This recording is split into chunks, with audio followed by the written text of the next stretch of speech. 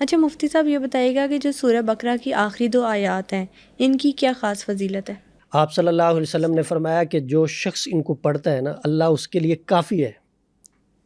اندازہ لگائیں، سبحان اللہ۔ حضور فرما رہے ہیں کہ جو ان کو پڑھے گا اللہ اس کے لیے کافی ہے، اللہ اس کے مسائل کو حل کرے گا، اللہ اس کی مشکلات کو دور کرے گا، اللہ اسے بیماری سے شفا عطا فرمائے گا، اللہ اس کی جائز خواہش کو پورا فرمائے گا، اللہ اس کو جادو جنات کے مسائل سے نکالے گا۔ مطلب انسانی زندگی کے اندر جو بھی پریشانیاں، جو بھی مسائل ہیں، جو بھی ضرورت ہے، وہ ان 2 آیات سے اللہ حل فرمائیں گے۔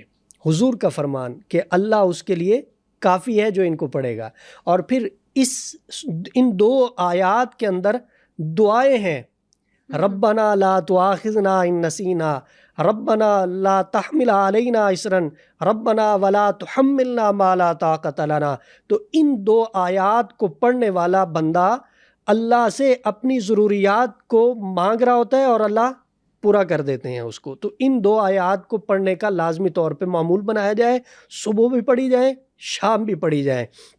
قرآن پاک کی آیات ہیں، ثواب ملتا ہے، سورہ بقرہ کی آیات ہیں، اور پھر خاص اس کی جو فضیلت ہے وہ یہ ہے کہ نبی علیہ السلام کی زبان سے نکلا ہے کہ ان آیات کو پڑھنے والے کے لیے اللہ کافی ہے۔